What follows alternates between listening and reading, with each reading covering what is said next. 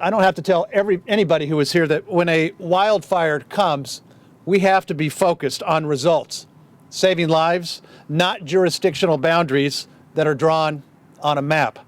And that's why the city and the county are embarking on a new level of cooperation to ensure that our region is prepared as possible for whatever comes our way. After all, we are all in this together. And agreements like the one that we are announcing today show how far that we have come as a region since the devastating wildfires of 2003 and 2007. This new pact between the city and the county calls for the city's 2 helicopters with night flying capability to be made available for nighttime water drops and rescues throughout the entire county. And that includes the other 17 unincorporated areas of the county, 17 cities and other unincorporated areas of the county. Why is this important? It's important because the city's night flying helicopters are the only air resources in the region capable of flying at night and operating. In exchange for the use of these helicopters, the county has agreed to reimburse the city for its flight and staffing costs. And I can tell you that this new agreement builds on the great working relationships we already have between all of the region's firefighting agencies. And the teamwork that helped keep the fires that raged in North County earlier this year from causing widespread damage like the ones we saw in 2003 and 2007. I want to thank Supervisor Roberts, Supervisor Jacobs, the entire board of supervisors for their great teamwork and their great partnership in helping to get this done. We have a remarkable team effort when it comes to fighting these wildfires in San Diego County. And all of our neighbors deserve that response and expect the very best response. And that's exactly what they're going to get with this new agreement. It's going to improve emergency and fire preparedness throughout this entire county.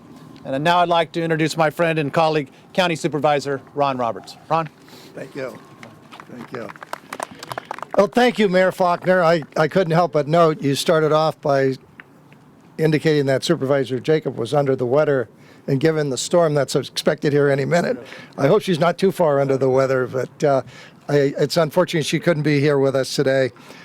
You know, I think that all of us remember in 2003 and 2007 the devastating fires that erupted throughout San Diego County and the homes that were destroyed and the lives that were threatened.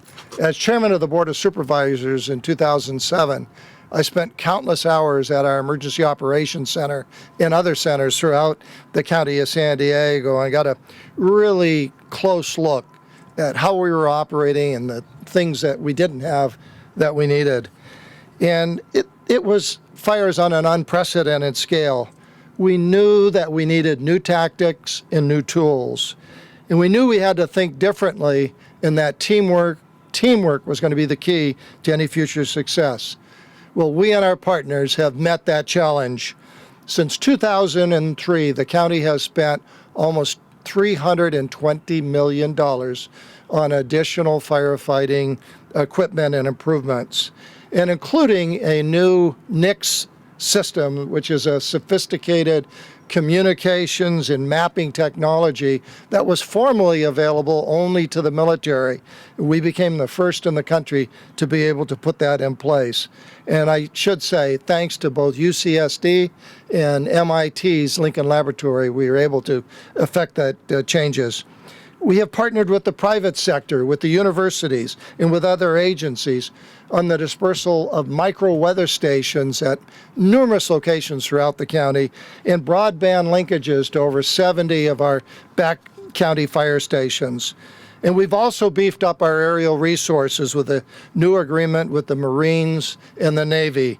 Probably the closest thing to what we are announcing today is the partnership that we have with SDG&E, which gives us access to 2 additional contracted helicopters during the peak fire season.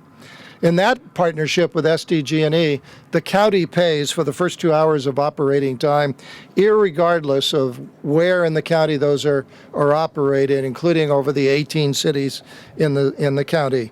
Today's partnership provides for access to 2 night flying helicopters in a similarly structured deal. It will bring night flying to every corner of the county.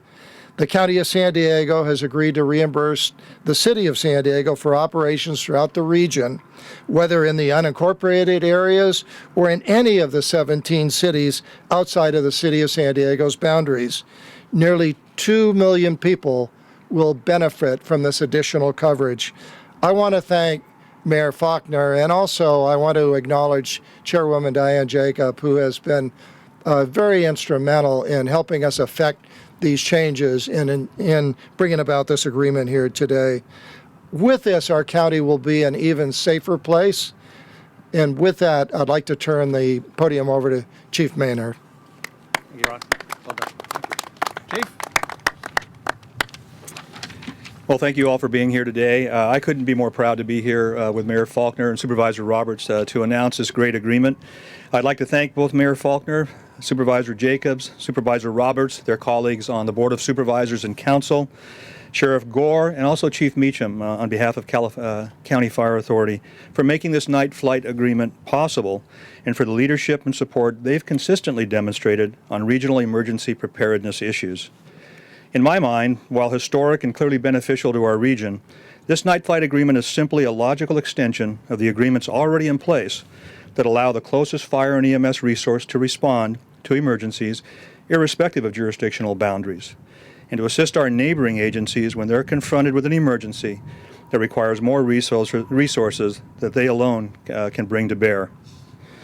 Agreements like these signify that our region's elected officials and first responders understand that public safety is not about which jurisdiction you lead or the patch you wear on your uniform, but about how best to deliver help to our community members in their time of need.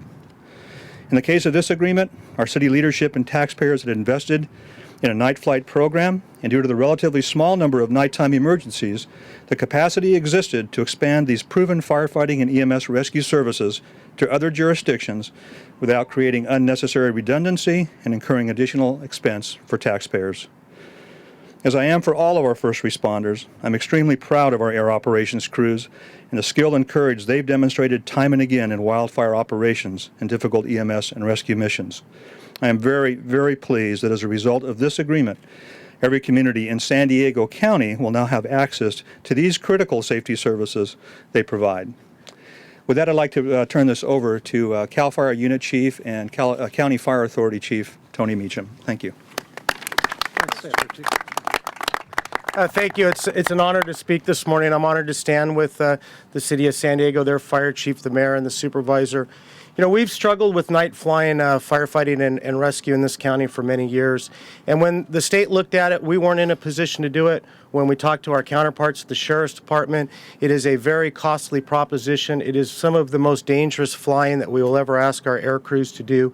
And I think the important lesson here is rather than duplicating effort and embarking on a new venture, is we turned to our partners at the City of San Diego who had this capability, and we said, hey, let's work together than work in competition.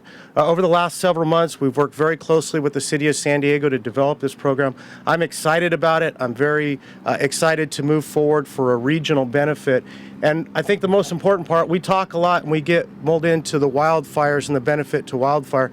But I think the key element to understand about the city's program is that they fly with a paramedic and a hoist. And I think the real life-saving benefit to the citizens of San Diego is should we have a stranded hiker or somebody fall off a cliff or a vehicle drive off the side of the road at 2 o'clock in the morning, we now have a resource that our first responders can call and bring a very highly trained group of people that provide a very high level of emergency medical care to our civilians. So I'm honored to stand here with my partner from the city, and I look forward to moving together in the future. Thank you.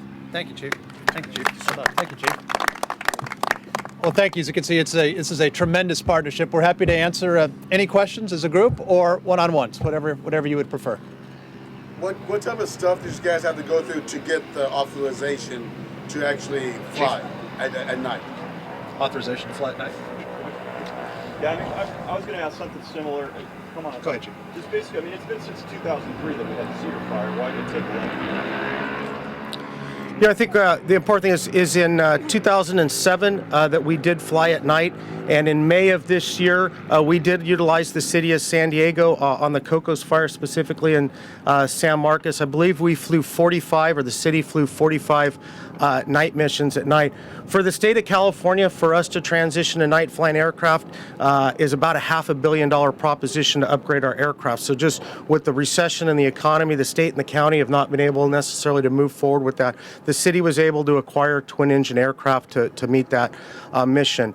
We don't fly all the time at night. We still have to meet very specific mission parameters and go through a checklist so that we make sure that the risk we're putting our air crews in, outweighs the mission on the ground. So I really believe with the city's 2 aircraft that we'll be able to meet that mission. Chief, why don't you talk about the Cocos Fire? I would just add as well, the city has been flying at night for a number of years now. We had some very forward-thinking visionaries that put our helicopter program together. One of them is behind me, Assistant Fire Chief Brian Fennessy. Brought his wildland experience to our city when he came to work for us and helped us stand up this program. The challenge is when you have a wildfire, the airspace is controlled by CAL FIRE, and there are some very sound procedures that need to be followed to ensure that airspace can be flown safely at night. We have to have seen the terrain during the day. We have to go through a long checklist of things to get that authorization. But trust me, those are all needed to ensure the safety of not only our crews but the public. The effectiveness of night flying helicopters for wildfire suppression were really shown during the Cocos Fire. When we flew about 40 missions in those canyons, it was you guys did a great job of covering that. It was amazing to see the skill of the aircraft pilot and the crew chief in dropping those loads of water. It made a huge difference. If you think back in 2003 when the Cedar Fire occurred, Sheriff's helicopter was en route to that incident and perhaps could have made a difference, but at that time night flying was not permitted and they had to come back, and that fire grew to a very large fire. That's no longer going to be the case. These helicopters have been available for a number of years now to fly, and there are other regions in the state of California, local government agencies that fly them at night with great success. Is the sheriff's going to also try to fly at night too? Are they going to get the technology? We are adding a 3rd helicopter this year, but it won't be night flying equipped, and that's why this program is so very important. There's a big difference between the helicopters that operate in the day and capability at night, so I don't see anything in the very near future that would be happening at the sheriff's office or anywhere else in San Diego. Is this agreement about money, basically, how the city will get reimbursed? It is, it formalizes a partnership that we've had, as the chief just said, when we had the Cocos Fire. City helicopters are out there. As I said before, this morning, fires don't know city boundaries, jurisdictional boundaries, county boundaries, and so when those helicopters were needed, the answer was yes, send them. And so this agreement helps to formalize that, helps to put in a structure for reimbursement, and it just builds upon the partnership that we have in existing and formalizes it in a way that gives everybody the benefit throughout the entire county. Was the city reimbursed for the 40 flights over that Cocos? I don't know the answer to that, but the answer is yes. Yes, we were. Yes, we were. Great question. Any other thoughts? Yes. Are they always operated by city crews, or is it? Chief, I'll let you talk about the crews. The city helicopters are always operated by city crews. We have one that's on 24 hours a day, 7 days a week throughout the year. When the Santa Ana wind season typically hits around September or October, we tend to staff a 2nd helicopter as well, at least during the daytime hours. I'm going to make a pitch here, and I hope I don't get in trouble with my boss. We would also recommend, as part of the after-action report we did on the May wildfires, and the Bernardo fire in particular, that these things are incredibly complex pieces of machinery. And it's, as my pilots will often tell me, when something goes wrong and a warning light comes on, they can't simply pull over to the corner of the sky and kind of figure it out. Bad things can happen. To keep 2 of these things in the air really requires a 3rd helicopter. So we're hopeful, if money is available within the city's budget at some point in the near term, to acquire a 3rd helicopter, much as the county is doing. Well said. Thank you, guys. Appreciate it. We'd be happy to do any one-on-ones. Thank you. Thanks, Chief. Ron, great job. Thank you. Thank you. Thank you. Well done.